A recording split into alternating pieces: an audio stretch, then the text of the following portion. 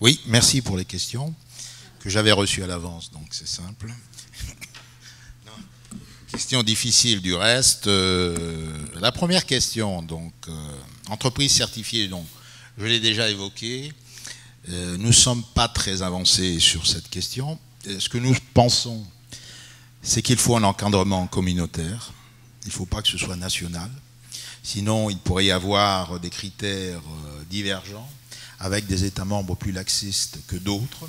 Donc c'est la raison pour laquelle il faut absolument qu'il y ait des critères communautaires. Comment ça va fonctionner là? Nous ne le savons pas. Si vous avez des bonnes idées, nous sommes preneurs. Mais nous devons... C'est très difficile. En fait, c'est un concept qui semble très séduisant de premier abord, mais qui est très compliqué à mettre en œuvre.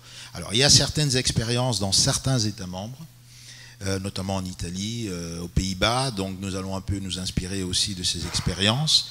Mais je pense que nous devons poursuivre l'examen et essayer d'arriver... Parce que l'idée de la Commission européenne, nous l'avons toujours eue, notamment au niveau communautaire.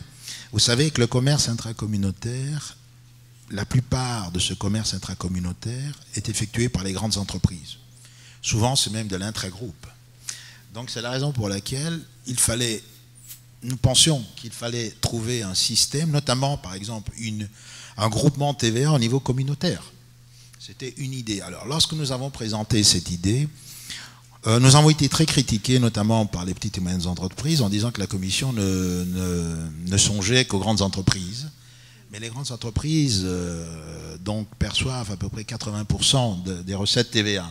Donc c'est la raison pour laquelle la certification était, si vous voulez, un concept qui allait dans le même sens, mais qui était élargi aussi, non plus uniquement aux grandes entreprises, mais aussi aux plus petites entreprises.